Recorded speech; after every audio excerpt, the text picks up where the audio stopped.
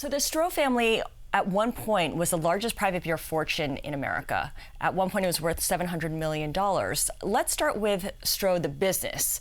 What do you think most directly contributed to its eventual demise? Well, there was a certain stubborn streak in the Stroh family that served us very well in the early years when Bernard came over from Germany with my great-great-grandfather with $150 in his pocket, settled in Detroit, started brewing a family beer recipe in his basement, delivered it door to door out of a wheelbarrow, and saved every spare penny to buy a horse-drawn carriage. A couple of generations later, my grandfather Gary was running the company during World War II when hops and wheat were rationed.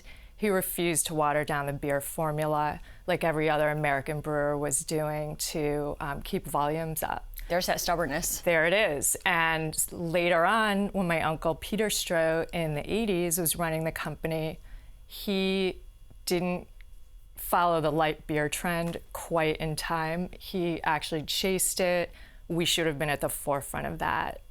Unfortunately, that really hit us hard in the 80s at the same time that we were purchasing Schlitz, which was 5 times our market cap, taking out a $500 million loan and going national overnight with family-run, family sort of oriented culture. Not really the mentality for a big national brewer. What kind of gender patterns and behaviors do you recognize now that you're unaware of while you're growing up and looking at how this company was managed and how it was passed on from generation to generation? Well, the pattern was absolutely geared towards the men in the family. They were groomed from birth to join the family business almost as soon as they graduated from college. I think the men in the Stroh family worked elsewhere for a couple of years before they came back. And the women just weren't encouraged to join the business or even consider any kind of a position. I acted as a trustee for 25 years, which was one of the most powerful positions that a woman in the family could have, but it was an unpaid position, and there was no position on the board for a woman in the family. That's never happened. Now, in your memoir, you use Detroit as a metaphor for your family's change in fortunes, the rise and the fall. What do you think of Detroit today? It's gone through quite a turnaround. The Renaissance is real. It's a walking city for the first time in my lifetime, and it's a great place to invest now. My family, of course, invested all through the 20th century, but especially made an enormous investment in the 80s. You're investing in Detroit as well, too, because a portion of your book proceeds will be going to 826 Michigan, which is a nonprofit. That's right. When I knew that the book was coming out, I got in touch with 826 Michigan and asked them if I could somehow contribute to their new tutoring center in Detroit that they were building. I really wanted to participate meaningfully in Detroit's Renaissance, and so we teamed up, and they made it possible for me to do that. And serving those kids after school who are coming from the underserved schools in Detroit has been really gratifying for all of us.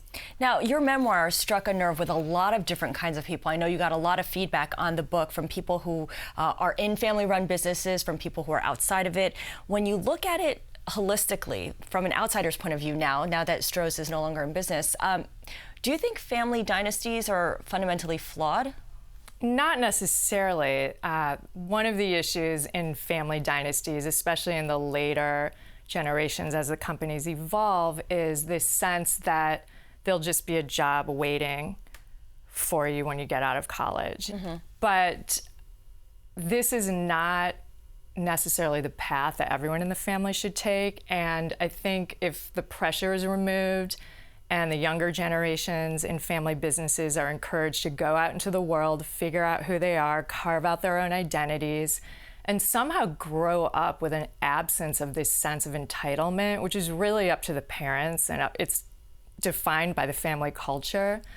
This will be a much healthier way for potential family leaders to develop themselves. What do you want your readers to walk away from your book thinking? Well, really, the message at the end of the book is I'm sitting with my father at really our last supper. He died a few months later. He had just received a letter from the family company that dividends would be ending, and he really hadn't saved anything. And I had this insight about him and about my own life and my son's life at that moment, that it's really striving for something in life that gives life its meaning. Whether we succeed or fail, that perseverance and that striving is so important. And my father really never had to strive for anything. It was handed to him. And he really didn't want the job at the company. He would have preferred to strive in the world as a photographer. So I was fortunate that I had to sort of figure things out on my own to a certain extent. My son definitely will. And this is a gift.